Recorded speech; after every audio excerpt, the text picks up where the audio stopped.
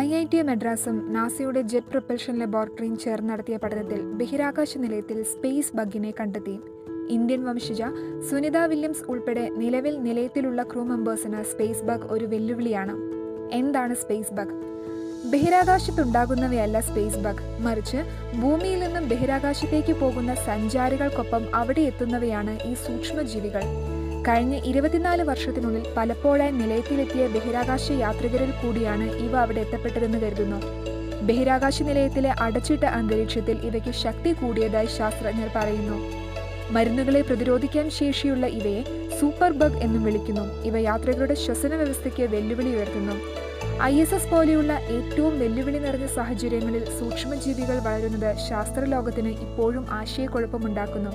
അതുകൊണ്ട് തന്നെ ഇത്തരം അപകട സാധ്യതകൾ കണ്ടെത്തുകയും ബഹിരാകാശ യാത്രികരുടെ ആരോഗ്യവും സുരക്ഷയും ഉറപ്പുവരുത്തേണ്ടത് അത്യാവശ്യമാണ്.